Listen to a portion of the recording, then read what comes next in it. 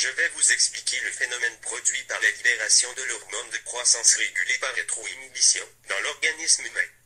Pour commencer, l'hormone de croissance est sécrétée par une glande, l'adénohypophyse.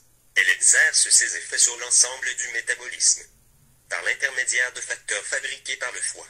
Elle agit sur les os longs du corps et les muscles squelettiques. C'est pourquoi l'hormone de croissance joue un rôle important dans la détermination de notre taille adulte. L'hormone de croissance, qui est anabolisante, favorise la synthèse des protéines à partir d'acides aminés et stimule la croissance et la division de la plupart des cellules cibles.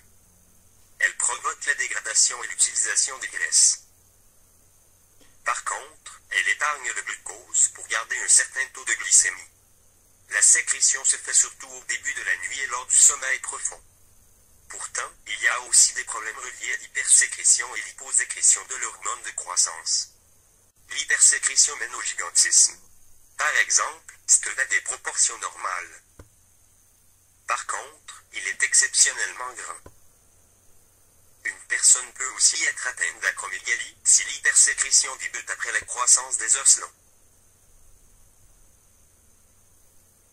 Ce phénomène touche 50 personnes sur 1 million. Cette maladie résulte d'une hypertrophie marquée des os du visage. Cela touche surtout la mandibule et l'arcade sourcilière. Par contre, l'acromégalie peut aussi toucher les os du pied et des mains. Il peut aussi y avoir un épaississement des tissus mous qui déformerait les traits du visage. S'il y a hyposécrétion dans la période de l'enfance, on assiste à un nénisme hypophysaire. Il aura alors des proportions normales, mais miniatures. Par exemple, Steve pourrait mesurer 1,2 mètre à l'âge adulte et tout de même avoir des proportions d'une personne dite normale.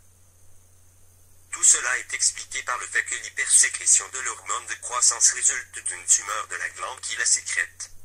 L'hormone de croissance qui est anabolisante favorise l'assimilation chez les êtres vivants et qui entraîne un accroissement du système musculaire. C'est pourquoi certaines méthodes utilisées pour continuer l'accroissement musculaire concernent l'injection de l'hormone de croissance aux enfants sujets à l'hyposécrétion. Par contre, certaines personnes ne l'utilisent pas qu'en cas d'hyposécrétion, mais seulement pour augmenter leur volume musculaire.